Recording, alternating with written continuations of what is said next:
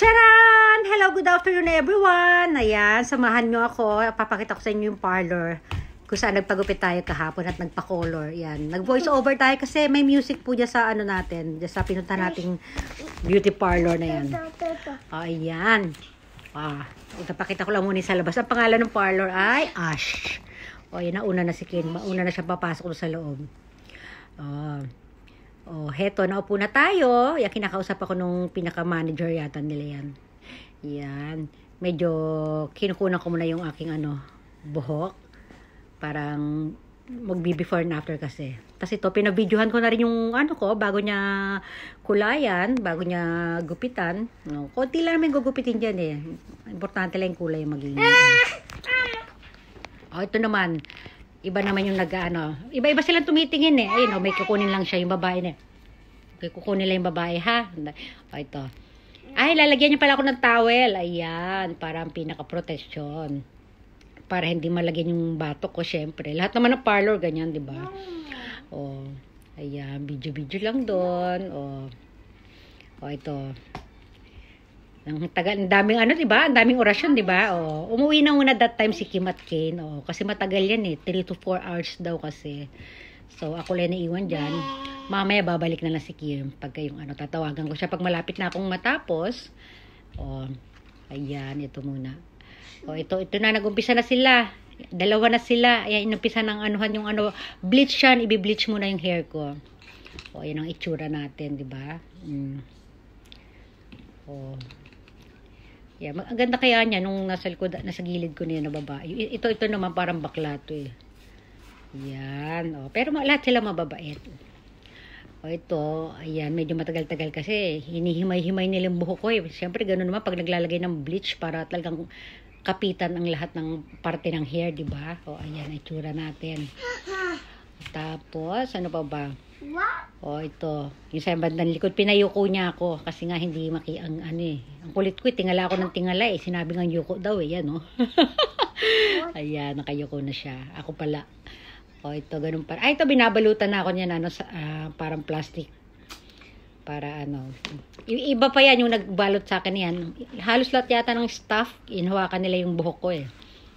Iba sila ng Ayan. Hindi niya masyadong binalot, lang yung tinap-tap lang niya ng para makasingaw daw. Ayan, okay, paalam na siya sa akin. Tapos binigyan niya ako ng inumin. Ayan, tsaa, tapos meron siyang yung milk na yun, tsaka sugar. Parang, nasa akin na yun kung gusto kong gawing milk tea. Ayan, ito. Ayan na, may kulay na siya, diba? Ang ganda talaga ng bleach kasi ang bilis kumapit ng color. Ayan, medyo, na. So, parang nga siyang white na Kasi papatungan pa naman yan eh.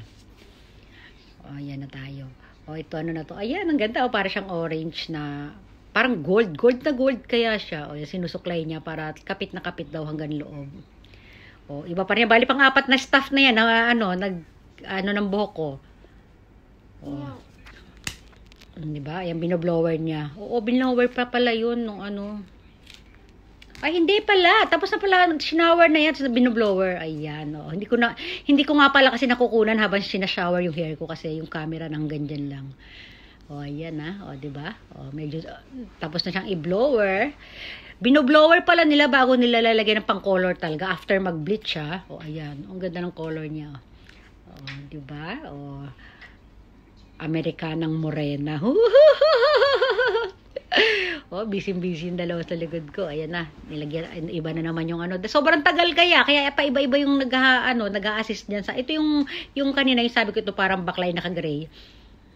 Siya, mula umpisa hanggang matapos siya. Tapos yung nagpapalit lang ng yung babae, palit-palit lang sila. Kasi mga assistant niya yun eh. Ito, balik na naman to si assistant niya. After ko ulit mag-shower, ibo-blower na ulit to. Binlower niya na. Ayan, na yata, tapos na yata yung, lagyan na nung tunay na color. Yan na yung tunay na color ng hair ko, ito na yun. Yan, bigla ako napindot yung cellphone ko, may charan kayo narinig, hindi naman siguro. Ito, yan, tapos na tayo mag-blower. Ang ganda ng color, di ba? Ha? Ito, na naman gina. Ito, nagugupitan na pala niya ako. Konti lang naman, tinitrim-trim lang niya. Gupit ba o pa-plancha? Oh, ayan na po yung finished product ng aking hair. Ang ganda ng color, di ba? Oh. Oh, feel na feel ko kaya. Ang ganda-ganda ng color niya. Lalo na sa personal, ang ganda niyan. Oh, hindi ko na alam kung anong color yan eh. Nakalimutan ko na yung tawag sa color niya. Basta tinuro ko lang siya, nasa magazine kasi siya eh. Oh, ayan. Oh, di ba? Ang ganda. Oh, ayan. Pa-cute-cute na tayo niyan. Oh, feel na feel ko talaga yung buhok ko. So, habang inaantay ko si Kim, ayan. Ayan, nandyan lang ako. O, diba? Post dito, post doon. Wala kasi ibang kukuha sa akin ng ano eh, ng video, kundi sarili ko lang. Ako nga lang kasi mag-isa dyan. May mga tao, kaya lang, syempre, busy rin sila. O, tcharan! O, ayan, diba? O, mukha na tayo Amerikana. O, syempre, finiltered ko yan eh. O, puti-puti ko dyan, o. Bagay na ba? Bye! Thank you for watching!